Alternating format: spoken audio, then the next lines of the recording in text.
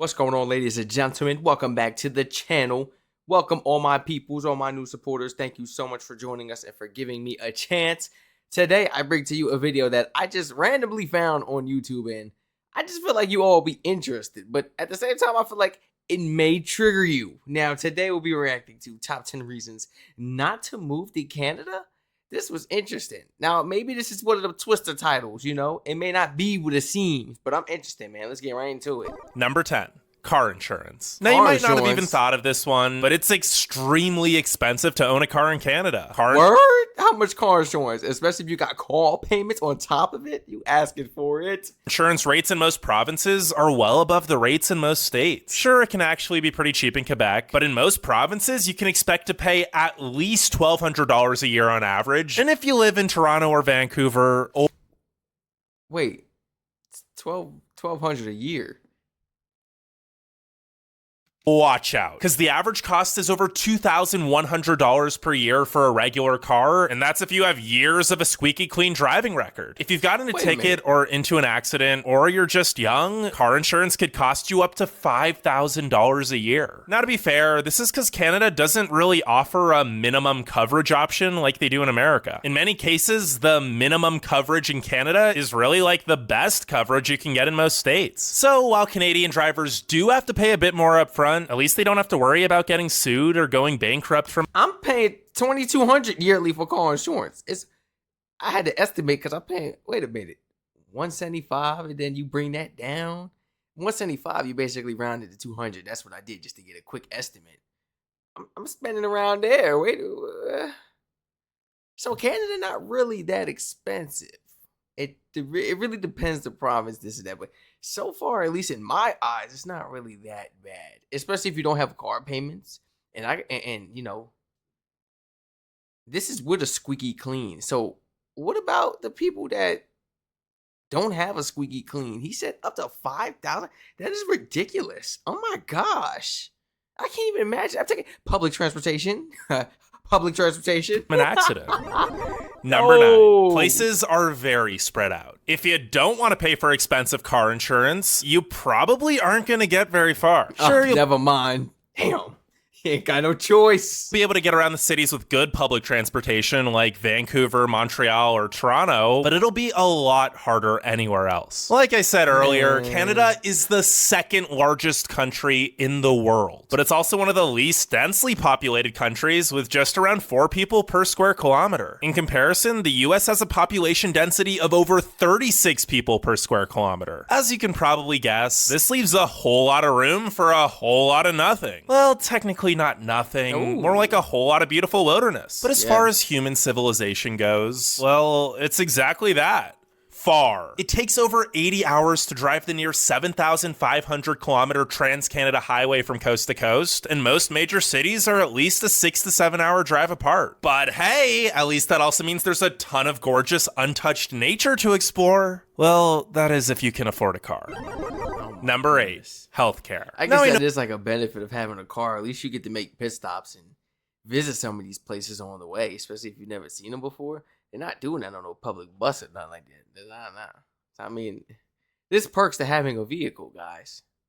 You can just go sit in that car if you want to chill on a rainy day. just anything.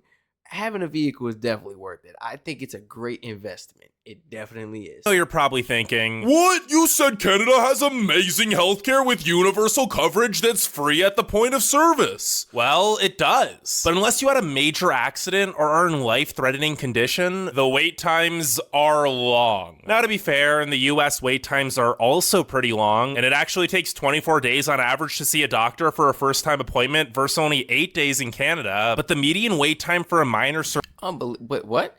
My first time seeing a doctor, oh, wait, it depends. It do depend. And I got in off of, like, my mother. She put the word in. Hey, my son wants to start coming. Yeah, she put the word in and kind of got me to do that, like VIP. Okay, so it don't count for me, but that is ridiculous, though. I didn't know that. For a first-time appointment versus only 8 days in Canada, but the median wait time for a minor surgery or treatment is 19.8 weeks in Canada, which is more than 3 times longer than in the US. It is free out of pocket though, so at least there's no going bankrupt for medical expenses or having to worry about insurance premiums and deductibles, and no losing healthcare coverage either if you lose your job. Also, prescription drug and medicine prices are generally much cheaper in Canada than the US for the same exact drug. Many of the residents in Canada really like their system as they prefer the longer wait times to expensive premiums and deductibles. But if you're someone who just can't stand waiting around and you don't mind paying lots of money for immediate treatment or to see a specialist, the US is probably a better place for you. Number 7. Let me tell you something. If you're not coming on that ambulance, it ain't no emergency. If you got time to fill out these papers, show me your ID and just sit down and okay. You're perfectly fine. No, this is how they look at it in the US. This is not my words, but this is how they look at it. Now, unless you coming in on that ambulance, automatically they bringing you to a room. What, they gonna have you sitting in the lobby laying there? Like, automatically. Damn. Lack of good paying jobs. It's a good thing Canada has universal health care. But keep it 100, some people do be like, nah, ambulance is too expensive, and is it really worth spending all that money? Nah, we're fine. We can go in the waiting room. Some people do be knowing, like, okay, I could wait. You know, you know what you signed up for, literally. You know what you signed up for. But then there are some people who literally cannot afford it. And they have no choice, and they're in, like, grueling pain. And I've seen it with my own eyes. They're in, like, pain, going in labor and everything. They just don't care. Because a lot of people wouldn't have any coverage if it was employer-based instead. There just aren't many good-paying jobs available here, especially if you weren't born in Canada. Now, to be fair, Canada's economy has been booming. Well, for Canada standards. There actually are a lot of high-end jobs, but most of them are taken. And whenever a new position does open up, literally hundreds of way overqualified residents apply for it, so the job market's extremely competitive. Of course, this always varies depending on your province, city, and qualifications, but as a whole, it's pretty difficult to find a good paying job in Canada if you aren't specialized in a skill that's in high demand. And even if you are, Canadian experience matters a lot to most employers. This might help explain the 7.8% Canadian unemployment rate compared to just 4.4% in the US. Although if you do get a job, incomes are slightly higher on average here than in the United States. Number 6, awful internet. Maybe you're thinking, I want to say, ladies and gentlemen, you always got options. Don't let that be a deal breaker for you. You got options. You can always open up a business, you know, just think. Map it out. I promise you could do it. How you think this world is running? It's human being brains, man. You can do it. And you don't have to be the smartest. You know, you could run a business, you could start a podcast and talk about anything, you know. You can maybe, if you got a vehicle, you can maybe do the DoorDash or something, time to time until you figure it out, make a little part-time cash. If DoorDash even paying people like actual checks now, like actual checks. I think like the minimum is $500 a week or something like that. It's crazy. Like, you know, I don't know how it is in Canada, but there's definitely ways to figure it out. You know, don't ever let that be a deal breaker. Be like, well, I'm not qualified, because you just may be the right person. You just may have that right attitude that gets you in the door, and that may be your blessing. You know, not your wisdom or what you know, what you could do with your hands. It may be your personality. You never know, ladies and gentlemen. That can get you through the door as well. Just be you. Better than in the United States. Straight up. Number 6, awful internet. Maybe you're thinking, so what? I don't care about jobs. I already have a great job online. Or I own an online business. Well, in that case, Canada probably isn't the best place for you either, because the internet here is just plain awful. Sure, Man. Most of the big cities have more options if you can afford to shell out over $100 a month to get decent internet by American standards, like 75 megabit download and 10 megabit upload. But as soon as you start to get out into the suburbs and more rural areas, decent internet speeds just aren't available at all. And to make things even worse, many of the plans, even in the cities, have data caps, and in the rural areas, they all have data caps. If you go over your 80 gigabytes, you could end up paying some serious fees. Depending on where you live and how often you use the internet, you might end up spending $400 to $500 a month for crappy 5 megabit. Ooh, $400 to $500 a month, and you tell me I can't download this video game in 20 minutes? You better go kick rocks. You better go kick rocks. Let the door hit you on your way out. I'ma do me. No. I'm not about to be paying half a band and you telling me I can't get internet speeds below 5 Mbps? No, we're not doing Download that. speeds. We're not doing. No, we're not. Number doing that. 5. I need the quick, sharp speed. I recommend a Nighthawk, ladies and gentlemen. I recommend a Nighthawk. It's what I got. You know, people that got. You want your internet even stronger, but you want it for yourself now. It separates in 5Gs and 2Gs. Use the 2Gs for the big things because it just works better. Use the 5G for the small things. You see what I'm saying? It's just how it is. I gotta stop saying but it connects automatically to your modem. So go ahead, run that LAN cable from the Nighthawk router. The Nighthawk router directly to your home modem via LAN cable. And then go ahead. It's going to connect Bluetooth, and then you're going to be able to, switch your internets and use them, have them separate. So nobody else in the household or anybody, not even people out in the open can tamper with your stuff. Impossible. Try it out. High taxes. Try no it. matter what your job is, you're obviously going to have to pay taxes if you move here. I mean, it's not like the healthcare and infrastructure are going to pay for themselves. You might see that the highest tax rate in Canada is only 33% compared to 37% in the US, but look a little closer and you'll realize that that's because the highest bracket in Canada starts at income earned over 214,000 Canadian dollars, which is equivalent to about 153,000 US dollars, while the highest bracket in the US starts at 510,000 US dollars. On top of that, each province or territory has its own extremely high income tax as well. Expect to pay at least 10 to 12% in additional taxes for most salaries in most provinces, and if you're in 10 to 12, wait a minute.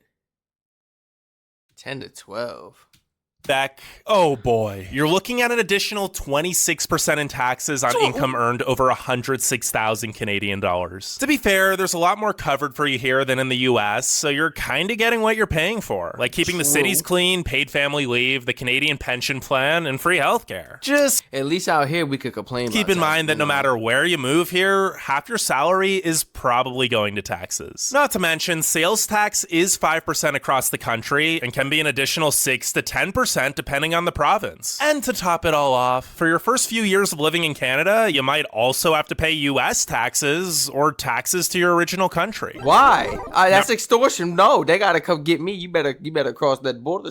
You can't even cross the border. Come get me. I'm not paying them taxes. Talk about why? If I'm no longer a US citizen, okay, wait. If I got a dual citizenship, that means I gotta pay taxes for both, though, right?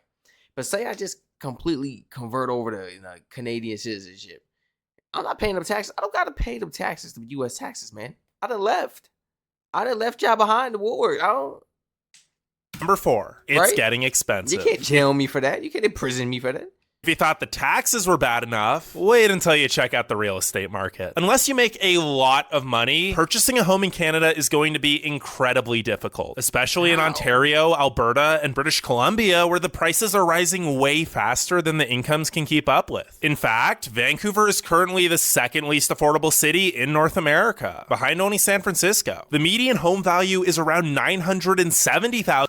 Okay. Now I know how expensive San Francisco is. I be talking about San Francisco all the time. Like, if I was to really have to move out there, San Francisco is like, the way I like to explain it to Americans is like, it's on the other side of LA. So when you see LA, think of over that big mountain where the Hollywood sign is and everything, go completely over it. You're going to hit San Francisco.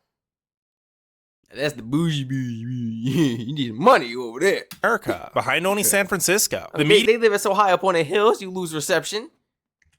It's currently the second least affordable city in North America, behind only San Francisco. The median home value is around $970,000 US dollars, and Toronto isn't much better with a median home value at $517,000 US dollars. Okay, that's of course, not bad. The further you get from the cities, the cheaper things are, but we already discussed how expensive it is to own a car for that commute. Housing aside, the cost of living here is just high in general. Many Canadians even travel across the border into the US to buy clothes and furniture at lower prices.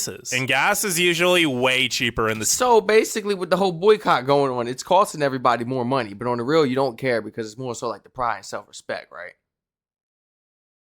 States as well. But at least groceries and essential goods are pretty on par in price for the most part. I see why Canada Number making 3, more money. passive-aggressive People across residents. the The border, whole though. Canadians are just so friendly saying isn't exactly true. Polite, for sure, but friendly wouldn't be the best word to describe them. Canadians, for the most part, are very well-mannered, but they often aren't honest about their feelings except with close friends. This can lead to a somewhat passive-aggressive and avoidant culture. In the US, no, dude, don't be a snake now. Don't show me two-sided love and fake love now.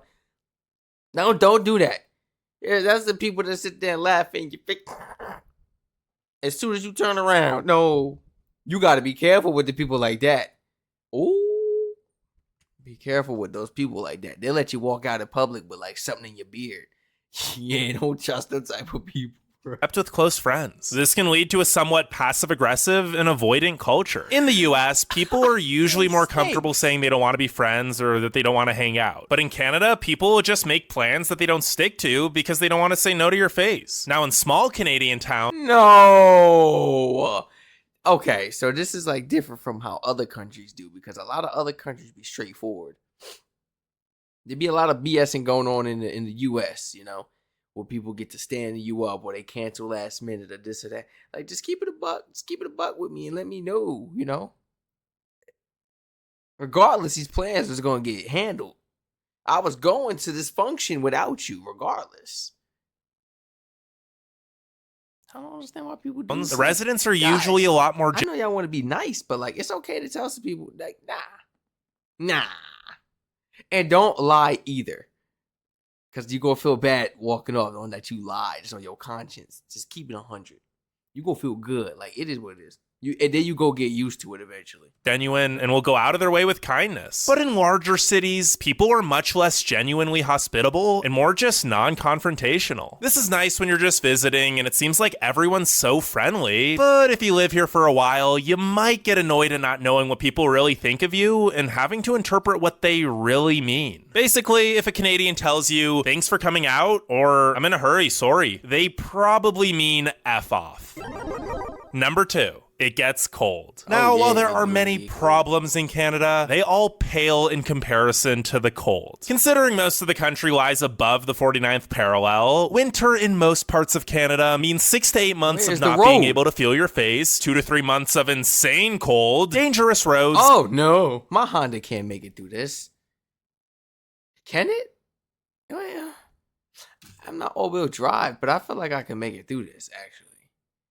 No, I can't with the lip. The side skirt we dropped. Oh my gosh. Never mind. When it was stock, 100%. But what you get to do with all that other stuff to the car, forget about it. And a whole lot of crazy storms. And when I say most parts, I really mean like every part except Vancouver and Victoria. And while they are more similar in climate to Seattle, so they never get too cold, they still aren't exactly a tropical vacation either. And every other city in Canada gets well below freezing. Places like Quebec, Edmonton, Regina, or Winnipeg routinely drop below negative 30 Celsius, which is negative 22 degrees Fahrenheit. Most cities get around 50 inches of snow per year, but places like Ottawa or Montreal can get over 90. Let's just say you better like shoveling. The cold. Now, who likes shoveling? I'm paying somebody to do that. Forget that. I'm gonna know somebody. You know, you got to make connections as soon as you come out there. That's the first thing I'm thinking about as an American. Okay, because I got to survive. You know, if these neighbors don't know me, they won't help me. Yo, no. Got to make connections, have friends. Maybe a buddy come through with a snowplow or something. Maybe he got electric shovels or something. I don't know. Something that'll help me out. I'm not doing no back-breaking work out there, breaking up ice ever again in my life. I showed y'all the pictures. I have frostbite. I'm never doing it again. My fingers literally were going to fall off. Everything was shot blue. I'm like, wow, man. I'm got my hands on the water. Like, man, if I put these things on the water, it might just fall off, man. It was scary times, for real. Scary times. I'm paying somebody, ladies and gentlemen. Strac did his deeds too many times to caught frostbite. And I know you guys like, get some better gloves. No, it's over. It's just this month morning, just retire. Montreal can get over 90. Let's just say you better like shoveling. Yeah. The cold is pretty much the reason why over 90% of Canadians live within 150 miles of the US border. Go any farther north and, well, just look at what temperatures in Yellowknife were earlier this year. Stop playing. Okay, matter of fact, scratch for everything I said. I will be that neighbor that's helping everybody out. I'm the one with the snowplow, mother. Wait, hold on. Yeah, you got me messed up. I'm not about to be relying on nobody. Yeah, this dude only calling me when he want to use the snowplow. Oh, okay. We got the fake people. Even though I be trying to chill with you every day, but you be denying me. No. We not doing that, bro. Because he just said y'all be like, you don't want to keep it real with people because you don't want to hurt their feelings. Next thing you know, he probably thinking I only want a snowplow. I'm really trying to be cool. Nah. I'm gonna be the one that's helping everybody out. I got that gas machine going around. You just sit there in front of your house, and relax. We'll be inside in 30 minutes. And that's for a couple houses. We inside. Let's all go inside together and chill, Let's defeat this snow and laugh. Ha ha ha. That's the way I be thinking.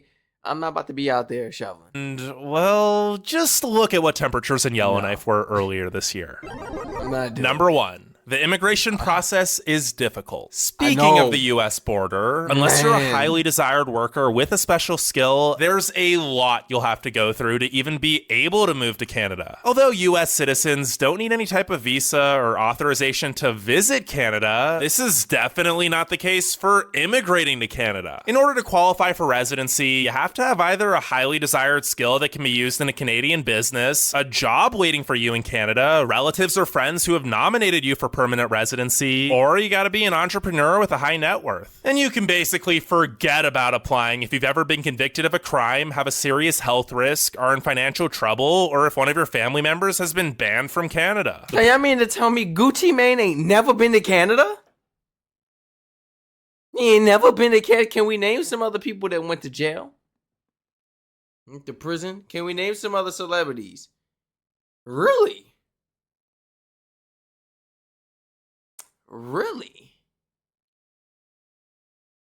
So I guess you guys don't be having a lot of artists out there, with concerts and stuff. Because a lot of them don't went to prison. Yeah, we got like Drake concerts and stuff, of course. Hey, maybe Drake is powerful enough to get you through there. Let's hope so. It's for the people out there, the ex-convicts. Go meet Drake. Have a relationship. Maybe he slides you through. You never know. You never know. He might have some pool. Health risk, are in financial trouble, or if one of your family members has been banned from Canada. The process isn't easy or cheap. And how you get banned from Canada? Family members has been banned from Canada. Now you get banned from Canada. This ain't no grocery store. This ain't no damn supermarket. How you get banned from Canada? At that point, they gotta go to prison. God, what'd you do to get banned from the country? Donald Trump ain't even banned from Canada. What did you do to get banned from Canada? Man, y'all gotta let me know about that. Getting banned? I ain't never know you can get banned from a country. Really? They got your name on like a block list, Process isn't easy or cheap, and even if you marry a Canadian citizen, you won't necessarily get citizenship. Now be sure to leave a like and That's for all the subscribe. people out there trying to finesse. Go ahead, think you find your Canadian one just to get past that border. They gonna hold you right there. Your wife gonna scurry on and find her Canadian man while you're behind and stuck at that U.S. border detained detention center for we don't know how long. They'll let you do the phone calls. I'm joking. It's not how it's gonna go. But please feel free to like, comment, subscribe, turn on post notifications on. Share the video and channel to your friends and family members. I'm not gonna lie, out of all these reasons, I think I was still, I don't know, he really got me on the taxes though. But I don't think these were like enough reasons to make me not want to move there. I'm gonna keep it 100. Because you got to really take it firsthand and see what it's like living in the U.S. first. And then I'm listening to his numbers and comparing it to the U.S. It's not that bad. We paying a ton in taxes, actually. and our tax dollars get wasted. You guys know this, but if I go to Canada and I'm actually spending a little bit more, at least I know my tax money is every single dollar is getting benefited. So you see what I mean? Please share your honest thoughts and opinions in the comment section. Let me know, all my peoples, especially my Americans. Did this change your mind? Were these 10 reasons enough to change your mind? You done switched?